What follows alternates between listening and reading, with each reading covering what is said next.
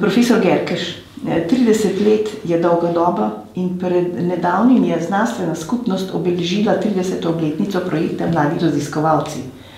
Smela je to odločitev bila takrat, a zavedanje takratnih izobraženih članov slovenske vlade, da je naložba v znanje najbolj varna in perspektivna, je zagnala projekt, ki poteka v bistvu še danes. Kako vi, kot direktor Agencije za raziskovalno dejavnost,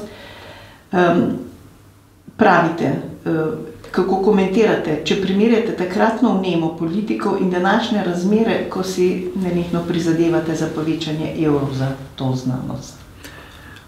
Ta projekt je vsekakor bil pomemben, ampak pri tej oceni sem delno tudi pristranski, zato ker sem bil eden izmed prvih mladih raziskovalcev v tistem času. Dovolite mi, da začnem z tega osebnega stališča. Za nas je bila možnost, da študiramo na ravni doktorskega študija in da ob tem delamo v okolju, kjer te raziskave izvajamo, zelo pomembna. Tega prej dejansko ni bilo in tudi mentorji so bili ves čas na voljo. Ta model se je ohranil tudi do danes. Torej, v teh 30 letih se je sicer marsikaj spreminjalo, tudi glede mladih raziskovalcev, način izbora in podobne zadeve, ampak princip je pa ostal enak. Mlad človek dobi plačo, neko socialno varnost in dovolj spodbudno okolje za to, da študira in zaključi svoj študij.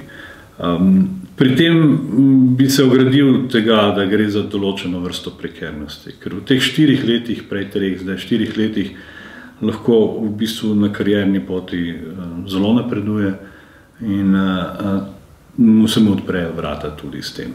Ampak, če se vrnemo k vašemu osnovnemu vprašanju, da so takrat gledali vizionarsko, to takratni odločevalci, lahko pritrdim. Tudi v brošuri, ki smo jo izdali ob tej priložnosti, je nekaj zapisal o tem, kako je to bil neke vrste korak k osamosvajanju Slovenije, že v davnem letu 85, 86, s tem, ko je bila zapisana strategija razvoja do leta 2000. Pustimo ob strani politične elemente tistega časa, ampak razvojna naravnanost je bila prisotna. In tudi danes mora biti gonilo mladih raziskovalcev prav to, da so to tisti mladi ljudje, ki bodo odločevalci čez nekaj let. In če bodo odločevalci čez nekaj let, je od njih odvisna naša prihodnost. In v tem vidim glavni pomen tega programa. Kaj pa je ta projekt mladih raziskovalcev dal državi recimo v teh 30 letih v smislu človeškega kapitala? Kajti kar impresivno število jih je šlo skozi omenjeno proceduro. Koliko je Slovenija pridobila v smislu razvoja in pa umeščanja v širšo znanstveno skupnost z njimi? Vsekakor je. Prav empiričnih podatkov vam ne morem podati glede tega, lahko pa bi naredili kakšen izvleček o publicističnem uspehu teh ljudi, ki so tudi zapisani v tej brošuri, torej njihova imena so našteta. Mislim pa, da je pomemben še en drug moment ob tem znanstvenem, namreč vključili so se v širši družbeni prostor in v odločitve tega časa v teh 30 letih. Upam si trditi, da je bila raven odločanja zaradi tega, ker so bili vključeni v kakovosten študijski proces, višja. Torej, same odločitve so bile bolj podkrepljene z argumenti, čeprav v vsakdanji medijski sferi morda tega ni opaziti. No, koncept, kot ste rekli, se je spreminjal skozi minulo obdobje. Podvržen je bil spremembam, ki so pogojevale finance oziroma proračuni namenjeni za razvoj znanosti in so jih tudi narekovali. Pa me zanima, če obstajajo še kakšni drugi, rečemo, eksogeni faktorji, ki so recimo vplivali na te spremembe? Financiranje vsekakor je, tako kot ste poudarili, glavni element, glavni faktor vpliva na to, koliko mladih raziskovalcev je bilo financiranih, koliko jih je bilo v procesu. Sicer pa imam občutek, in tukaj si dovolim govoriti o občutku, da je ves čas bila dokaj enakomerna porazdelitev po vedah teh mladih raziskovalcev.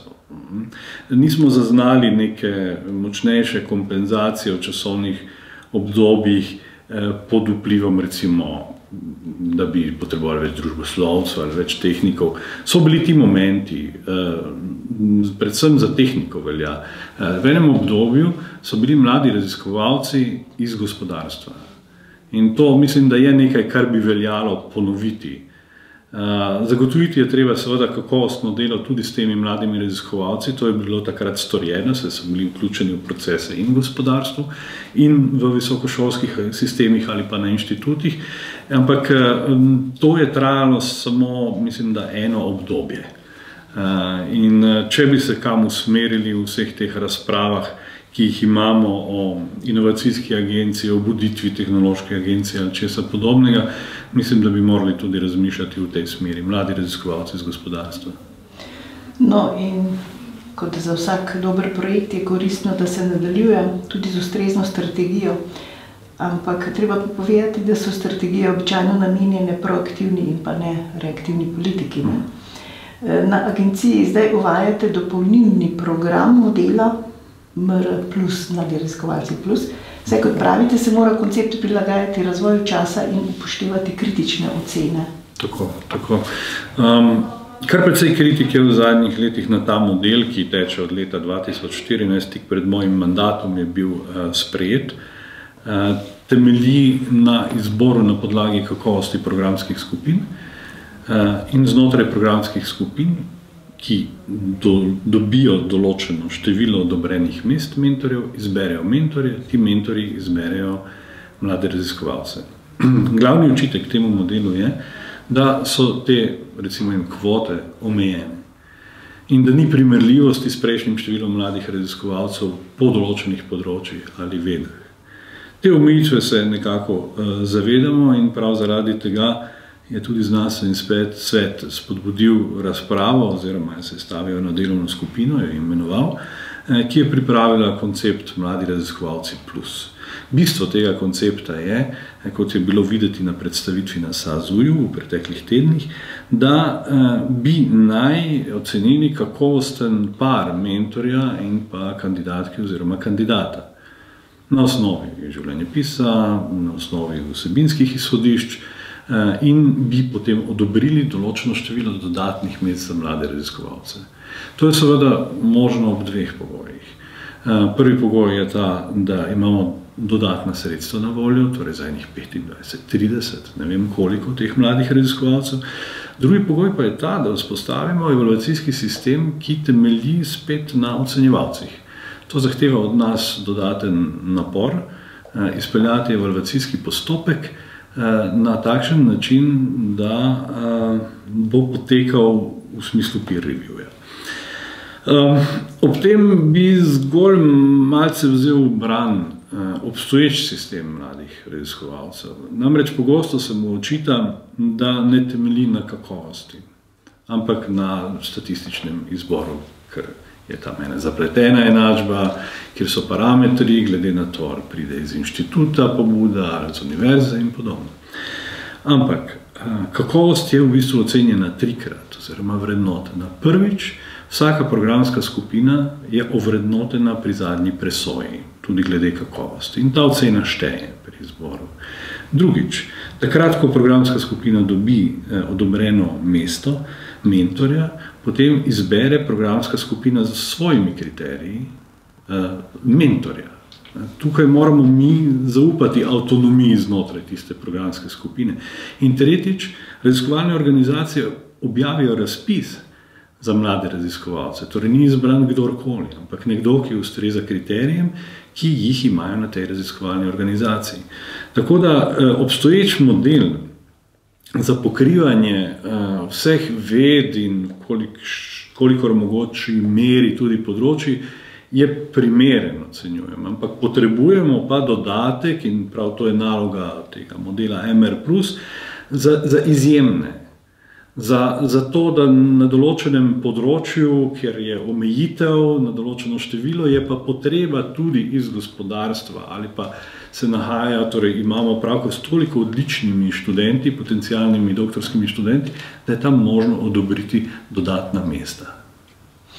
A je recimo možno, da pri tem ocenjevanju, kdo pride skozi, zelo pomemben potem ta komisija, ki določa in pa recimo v končni konsekvenci tudi panel, kot pa recimo sama tista procedura, ki ste rekli, da po nekih formulah se odvija. Tako, ja. Mislim, ti paneli nastopajo recimo pri vrednotenju programskih skupin, ampak zdaj se verjetno pogovarjava o MR+, torej o tem modelu. Ja, uvodoma naj povem, da ta model še mora biti obravnavan na znanstvenem svetu agencije. Tega lansko leto, oziroma predlanskim, ne? V bistvu je nov, takrat je začel delovati, torej leta 2015 je v novi sestavi začel delovati znanstveni svet. Tale komisija pa je bila imenovana letos pomladi. In prve rezultate je podala zdaj znanstvenemu svetu in znanstveni svet bo, pričakujemo, to uvrstil na svojo sejo in obravnaval. Zelo kmalu, verjetno še na novembrski seji. No, ampak naj se vrnem k temu, ko ste omenili recenzente in neodvisnost in tako dalje. ARRS je v preteklih letih zaradi mnogih očitkov morda šel preveč v skrajnost in vključuje samo tuje recenzente pri projektih, tudi pri programih. S tem določeno neodvisnost dosežemo, ampak nihče nam pa ne more jamčiti, da je to absolutna neodvisnost, ker česa takega ni. Tudi če posameznika nista avtorja istega članka, nista delovala pri isti raziskavi, še to ni jamstvo za to, da se ne poznata v ožjem strokovnem krogu. To pomeni, da moramo vpeljati novo kategorijo, to je zaupanje v recenzente in njihova integriteta. In tukaj razmišljamo, da bi pri MR+ člani panela bili tudi seveda lahko domači recenzenti. Mislim, da moramo prebiti ta predsodek, to bo zelo težka naloga, in ponovno postopoma vključevati v ocenjevalna telesa tudi domače recenzente. In če je postopek dovolj transparenten, potem se bodo seveda ravnali tudi recenzenti po integritetnih načelih. Danes v sistemih ocenjevanja agencije sodelujejo že domači člani panelov, razne skupine so, nenazadnje znanstveni svet agencije in znanstveni sveti ved so tudi namenjeni nenehnemu izboljševanju sistema. Se pa ob kritikah pojavljajo tudi mnenja, da so programi tako študijski kot raziskovalni MR precej oddaljeni od potreb gospodarstva in družbe kot potrebe znanja. Kako bi pa to komentirali? To je večno vprašanje in na katerega pogosto odgovarjam sproti vprašanjem, kako jasno pa artikulira gospodarstvo svoje potrebe. Ni dobro, da gospodarstvo tudi da prostor raziskavam, ki niso vezane na danes videne potrebe. Mislim, da se bo vedno našel raziskovalec, raziskovalna skupina, kadar bodo te potrebe argumentirane v smislu vizije, korak naprej. In to se seveda dogaja pri določenih gospodarskih družbah. Ampak tega se ne da povsem predvideti in načrtovati, tako da ta prožnost stabilnega raziskovalnega sistema, ki omogoča raziskave, temeljne raziskave, brez jasno opredeljenega cilja, ampak je cilj opredeljen z aktualnimi raziskavami v svetu in z vizijo, ki jo raziskovalec ima. In po drugi strani potrebe, imenujemo ga gospodarstva, torej v eni kompleksni programski skupini, dovolj veliki, ki ima različen spekter raziskovalcev, lahko ponudijo odgovor. Nikakor programska skupina, raziskovalna organizacija ne sme biti zgolj servis v eni skrajnosti za gospodarstvo, da upravlja določene meritve in takšne stvari. Čeprav to samo po sebi ni narobe, če en del programske skupine to počne. Ampak za nas je zelo pomembno kot financerja, da vse temeljne raziskave izvajajo in to tudi kaže, na zadnji uspeh, ki je precej dober v zadnjem času, to je treba priznati, tudi objave, vedno več je kakovostnih objav, pozna se to večletno vlaganje v to smer, ki izhaja v bistvu že iz 90-ih let, že prej, ne. Morda vsekakor pa s pojavom agencije, ki je tudi potem ovrednotila te raziskave in jih lahko vidimo preko sistema SICRIS. Prihajajo z gospodarstva recimo pobude, ki bi na nek način upeljale tako konstantno financiranje recimo teh mladih raziskovalcev, recimo z gospodarstva, ne? Neposredno do nas ne. So to razprave, ki se pojavljajo. Recimo zadnjič je bila razprava Inženirske akademije na Gospodarski zbornici, kjer je bilo to dokaj jasno artikulirano. Agencija lahko kaj takega seveda upelje tudi na lastno pobudo, če ima sredstva, teh žal ni, ali pa na pobudo pristojnega ministrstva, ki poda usmeritev pri oblikovanju proračuna za naslednje leto. To so formalne poti. Seveda pa se mi odzivamo tudi na to, kar se dogaja v prostoru. Recimo, lani smo pilotsko preizkusili tale projekt zaposlovanja nezaposlenih doktorjev znanosti, ne, in smo na ta način omogočili vsaj zagon za, mislim, da blizu 100 mladih doktorjev. No, se je zanimivo, ravno na nedavnem taki javni razpravi se je to spet pojavilo, da financirate mlade raziskovalce, ki so potem brezposelni. Z gospodarstva, mislim, je prišla ta kritika in seveda, da se konča z enosmerno karto potem njihova usoda ali kariera, kakorkoli rečemo. Uvodoma sem omenil tole, da so ta 4 leta tudi priložnost za oblikovanje mladega raziskovalca, tudi ciljev. Eno je njegovo raziskovalno delo, drugo pa je tisto, kam se usmerja v bodočnosti. In posameznica ali posamezniki, ki so vključeni v tak proces, mislim, da so tudi sami v veliki meri odgovorni za svojo prihodnost, ker ta potencial je dan za tem in lahko razmišljajo o svoji prihodnosti. Ne upam si trditi, da nekdo, ki pride do naziva doktorata, ne razmišlja tudi o viziji kasneje.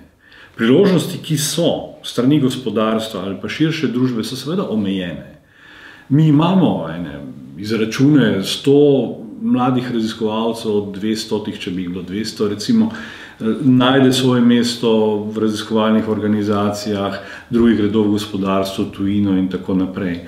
Ampak to ni program oziroma projekt, ki bi se ga dalo tako ozko ciljno naravnati. Tu mislim, da je zelo pomembno prej odprto vprašanje o družbenem pomenu oziroma pomenu, ki ga lahko prispevajo k razvoju družbe ti posamezniki. In njihova karierna pot je seveda različna. Tako da tu nisem za povsem inženirski pristop in planiranje vsakega mladega raziskovalca v neko ciljno področje. To se izkaže kasneje. Marsikdo od njih gre seveda tudi v povsem drugačne sfere delovanja. Ampak to ne pomeni, da ne koristi potencijala, ki pa ga je gradil takrat v karierni poti. Kako pa določate kvote znanstvenih področji? Namreč najpogostejša so opozorila, da če hočemo slediti globalnemu razvoju in se umeščati s konkurenčnim znanjem na trg in tako naprej, bi morali biti v ospredju bolj propulzivne raziskovalne usmeritve, kot so kibernetika, robotizacija, biotehnologija. Kakšna je tu recimo vaša politika ali razmislek? Prav ta z MR+ bi lahko to dosegli. Torej bi zapolnili niše, ki se izkazujejo v določenem časovnem oknu kot propulzivne, kjer je potreba in strani gospodarstva in raziskovalnih skupin in podobno. Torej tega modela, ki zdaj teče, ne bi spreminjali, torej nimamo namen spreminjati, da manjše modifikacije, vezanost na programske skupine, ker programske skupine že same po sebi v bistvu odgovarjajo na te izzive. Torej, mi tu nimamo pravka z enim diskretnim sistemom, ampak so te raziskave in struktura programskih skupin povezana, imajo nek svoj tok, neke svoje raziskovalne cilje in odgovarjajo tudi na te. Vaše vprašanje meri, kot razumem, na to, ali bi v konkretnem primeru, omenili ste kibernetiko, robotiko, lahko povečali število mladih raziskovalcev glede na potrebe, ki so evidentne. Ja, to želimo s tem komplementarnim modelom doseči.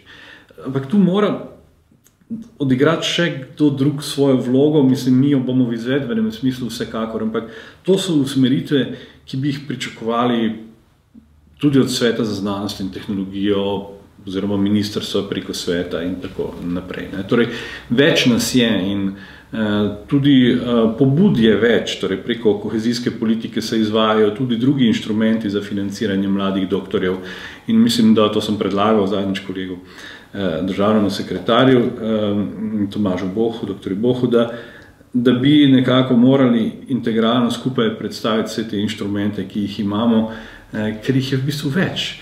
In jasno pokazati, kateri so tisti stabilni in določene mere, ki izhajajo iz državnega proračuna in kateri so tisti, ki so pogojeni s priložnostnim financiranjem, kar ne nazadnje kohezijska politika je kot zelo pomemben finančni inštrument. No, profesor Gerkeš, zato se postavlja tudi vprašanje, če obstaja neka krovna strategija razvoja, bomo rekli, lahko rečemo, kar v družbi, državi in tako naprej, s katero bi korespondirala družbena potreba po usposabljanju doktorjev znanosti, to, kar ste že rekli, kjer pa je lahko vprašljiva tako vsebina kot samo število. Ja, mislim, krovno strategijo imamo, velja do leta 2020, raziskovalna in inovacijska strategija Republike Slovenije in tam je dan poudarek mladim raziskovalcem, tudi povečanju števila mladih raziskovalcev. Tako da ta dokument imamo. Morda ga prepogosto opazujemo zgolj skozi optiko financiranja, ker finančnih sredstev je pa bistveno manj, kot je bilo zastavljeno v letu 2011, takrat, ko je bila strategija sprejeta. Tako da to je ena omejitev. Drugače pa usmeritve in vsebinske usmeritve strategije so po moji oceni deležne premajhne pozornosti. Preveč se ukvarjamo s tem finančnim vidikom, za katerega pa je treba priznati, da ne dohaja tam zastavljenih ciljev. Če bi dohajalo financiranje tam zastavljene cilje, bi bil proračun ARRS-ja v letošnjem letu okrog 270-280 milijonov evrov, lani pa je bil seveda bistveno manjši, 137 milijonov, sedaj smo s povečanjem ministrstva prišli na 145 milijonov. No, ob vsem tem pa se postavlja pomembno vprašanje mentorjev namreč. Gre za odgovorno nalogo, ki mladega človeka z raziskovalnim nabojem vodi, usposablja za samostojno pot. Kot pravijo sami mentori, da so na začetku kariere in pa raziskovalci oziroma mladi raziskovalci kar pod velikim pritiskom, nimajo dolgega raziskovalnega staža, kar jih omejuje recimo pri konkurenčnosti na posamezne projekte. Težave imajo tudi s publiciranjem, ravno tako. Težko se opirajo starejšim generacijam, ki je treba pač nekako si pridobiti kolač akademske vsebine. Kako urejate ta razmerja oziroma kako ste senzibilni na ta vprašanja? Ja, na prvi del vašega vprašanja seveda lahko preprosto odgovorim, kriteriji so znani za mentorje in tako dalje. Drugi del vprašanja pa se nanaša prav na to senzibilnost. Vidimo, da občasno mentor in kandidat nista kompatibilna. Obstaja način, kako se lahko to sodelovanje brez posledic v kratkem obdobju prekine. Na daljše obdobje pa mislim, da je v bistvu preizkušnja za oba. In tudi po mojih lastnih izkušnjah je to vedno dialog mentorja in študenta in preprosto tile očitki glede generacijskih razlik so takšne narave, da jih je treba premagati. To so dejstva.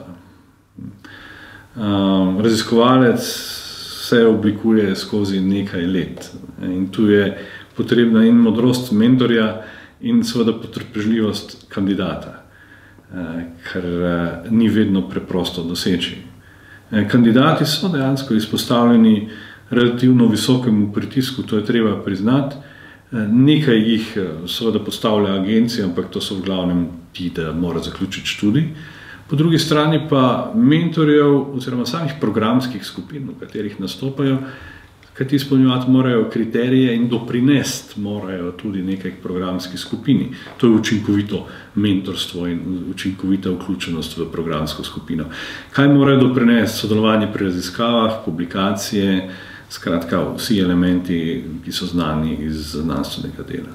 A prihaja k vam recimo ti problemi, a ne konflikta, ki jih je treba razreševati tudi? V času mojega mandata jih ni bilo dosti. Imamo sicer vloge za podaljšanje, recimo, iz različnih razlogov, iz osebnih razlogov, materinstvo, očetovstvo in podobno, ampak le malokrat zaradi neke nekompatibilnosti med mentorjem in pa mladim raziskovalcem. Včasih pride do tega, da je treba raziskavo podaljšati, da niso bili rezultati še znani. Recimo nekatere raziskave so longitudinalne, pogojene z letnim časom, odvisno seveda od vede in od področja.